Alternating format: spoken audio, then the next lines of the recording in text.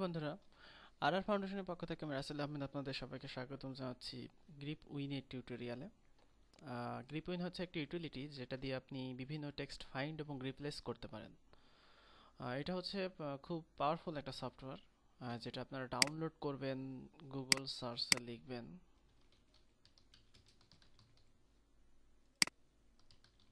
Grip win download, এটা লিখবেন।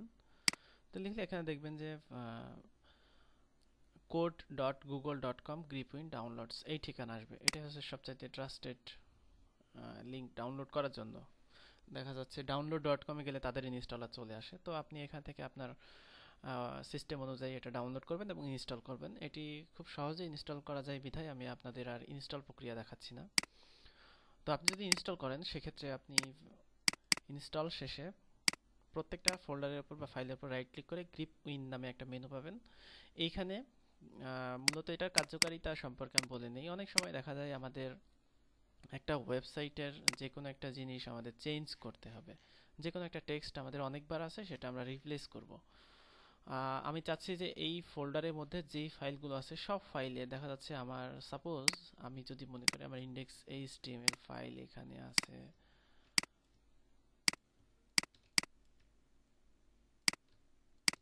এতগুলো ফাইল আছে, এরকম যদি অনেক ফাইল থাকে আমরা চাচ্ছি প্রত্যেকটা ফাইলের ফটোগ্রাফ লেখাটা আমরা এই লিঙ্কটা আমরা চেঞ্জ করে দিতে চাই প্রত্যেকটা ফাইলের। তো সেক্ষেত্রে আমাদের কিন্তু রিপ্লেস করতে হবে ফাইলগুলো ওপেন করে তারপরে।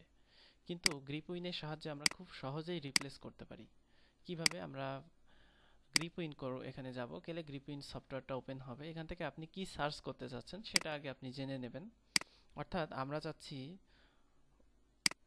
এই যে লিঙ্কটা, এই লিঙ্কটা সার্চ করতে। প্রথমে আমরা সার্চ করে জেনে নেব যে কয়টা ফাইলের মধ্যে আছে। এখানে দেখা যাচ্ছে যে 37টা ফাইলে আছে এবং 40টা ম্যাচ হয়েছে এবং 20 ফাইলে আমাদের 40টা ম্যাচ হয়েছে। এবং আপনি এখান থেকে রিজেক্ট সার্চ বা টেক্সট সার্চ এগুলো সিলেক্ট করে নিতে পারেন, তবে ডিফল্ট যেটা সেটাই ব্যবহার করতে হবে। তো এখন আমরা চেঞ্জ করতে চাচ্ছি, এখানে কপি করার পরে আমরা এখানে পেস্ট করে দিলাম এবং আমরা চাচ্ছি যে এখানে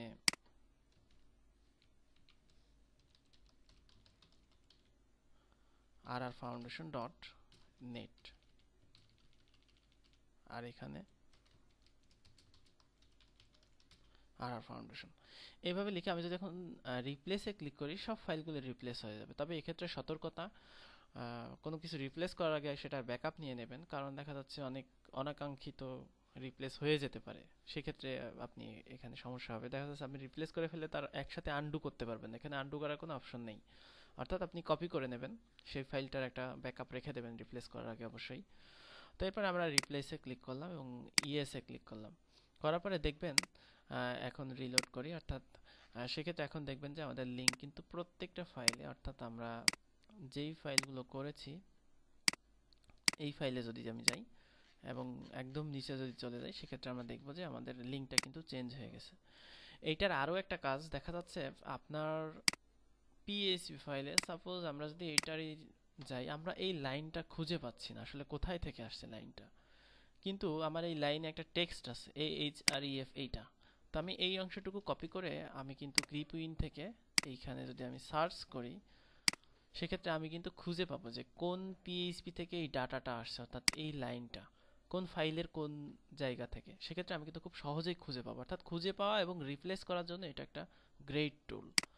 অবশ্যই এটা ডাউনলোড করে ইনস্টল করবেন এবং এটা অবশ্যই আপনাদের উপকারে আসবে। যে কোনো দেখা যাচ্ছে একটা সাইটের খুব দ্রুত লোগো চেঞ্জ করে ফেলবেন এইচটিএমএল এর।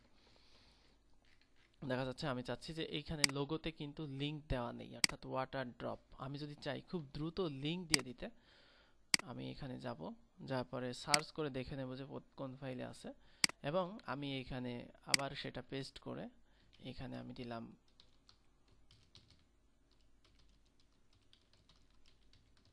rrfoundation.net এবং